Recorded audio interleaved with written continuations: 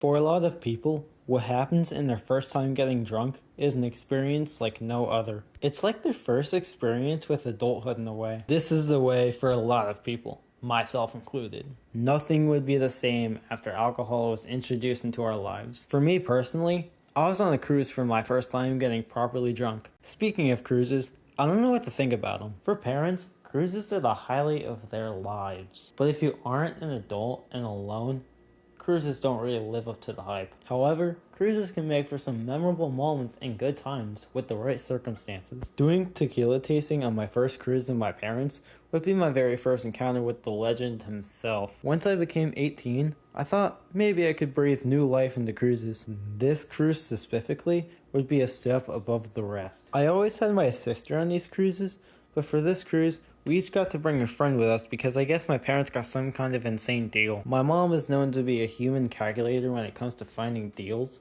but my friends pay for themselves. Knowing how expensive cruises can be, this was a once-in-a-lifetime opportunity. Me, Dylan, my sister, and her friend would all meet the legend himself, and he would make his presence known. Once we got to the tourist spot, the four of us did tequila tasting, and after that, went to the beach. A waiter eventually comes up and asks what we want to eat, so naturally, I order a bacon cheeseburger and a Corona Premier. It's weird when you get a beer thinking you'd be ID'd, but then the waiter comes back with a beer. I eat my burger and drink the beer. A little while later, the waiter comes back and asks if I want another beer, so of course I get another beer. Rinse and repeat until 6 beers are down the hatch. We then leave the beach and finish the tour around. We get back to the pier and stop by the restaurant to eat, and yes, another beer goes down the hatch. We start making our way back to the ship, and I am starting to feel the beers. It's hard to walk straight. This is a moment I knew that the legend was speaking to me. This was my first meeting with him, and we instantly became bros. We get back to the ship, and I should probably mention that me and Dylan shared a room,